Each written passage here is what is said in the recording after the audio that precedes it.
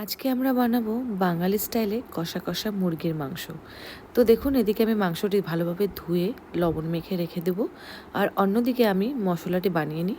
এখানে আমি নিয়েছি শুকনো লঙ্কা, পেঁয়াজ, রসুন, আদা।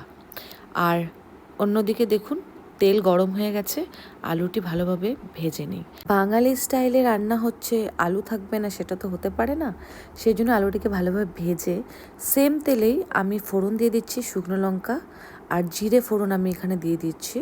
এটা যখনই একটু ফুটে আসবে আমি এখানে দিয়ে দেবো সামান্য কুচনো পেঁয়াজ, কাঁচা লঙ্কা আর 2-3টে। এটাকে আমরা খুবই ভালোভাবে নাড়াচাড়া করে ভেজে নেব। তো চলুন কিছু গুঁড়ো মশলা এখানে অ্যাড করা যাক। এখানে আমি কালারের জন্য অ্যাড করে দিলাম কাশ্মীরি মির্চের গুঁড়ো। তার সাথেই আমি এখানে অ্যাড করে দিলাম ধনে গুঁড়ো। আজকে আমি রান্নাতে জিরের গুঁড়ো ব্যবহার করব না, কেননা আমি চিকেনে বেশিরভাগ জিরের গুঁড়োটা অ্যাভয়েড করি। আমার জিরের গুঁড়ো অতটা পছন্দ না, সেই জন্য আমি এখানে দেইনি। আপনারা চাইলে অ্যাড করতে পারেন।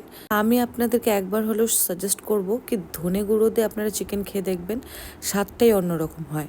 তো এখানে আমি অ্যাড করে দিলাম আমরা যে বেটে রেখেছিলাম মশলাগুলি, সেটা অ্যাড করে ভালোভাবে নাড়াচাড়া করে এখন আমি এখানে অ্যাড করে দেবো হলুদের গুঁড়ো আর স্বাদ মতো লবণ। আমরা এখন অবধি লবণ এখানে ব্যবহার করিনি, তো এই স্টেজে আমরা এখানে লবণটি দিয়ে দেবো। এটাকে আমরা খুব ভালোভাবে কষিয়ে নেব মশলাটিকে। আর মশলা যত ভালো কষবে তত ভালো টেস্ট হবে মাংসতে।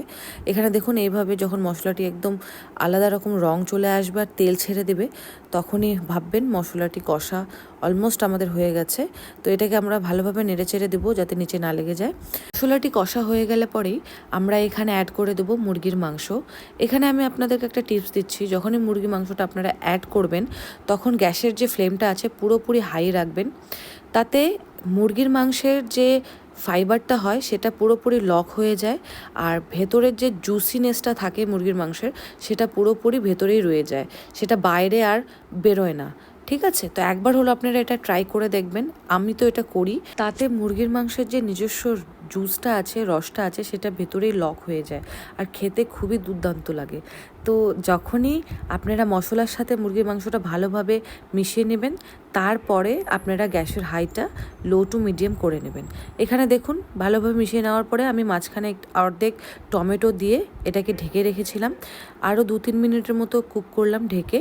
কুক করার পরে এটাকে আমরা নাড়াচাড়া করে নেব। নাড়াচাড়া করে আবার আমরা এটাকে ভালোভাবে ঢেকে রান্না করে নেব, যাতে খুব ভালোভাবে মাংসগুলো সেদ্ধ হয়ে যায়।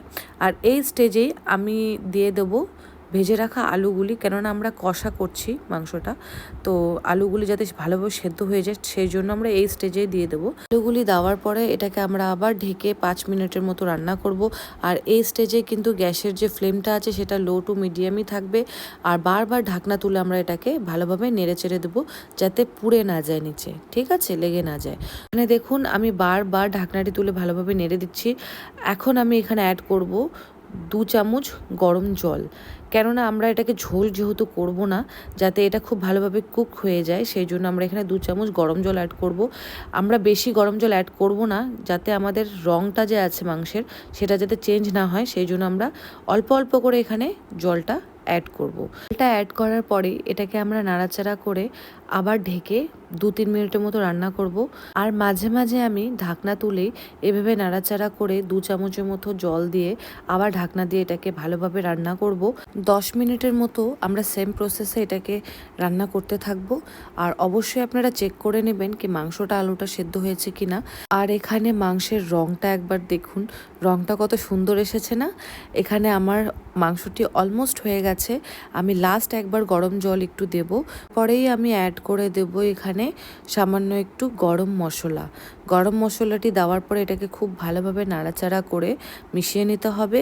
আর এখানে দেখুন, আলুটি খুব ভালোভাবে সেদ্ধ হয়ে গেছে আর মাংসটিও এখানে খুব ভালোভাবে সেদ্ধ হয়ে গেছে। তো আমার এখানে চিকেন কষাটি রেডি হয়ে গেছে।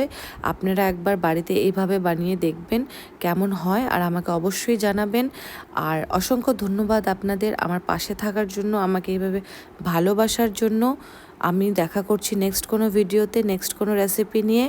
তো আজকের জন্য এতটুকুই, ধন্যবাদ।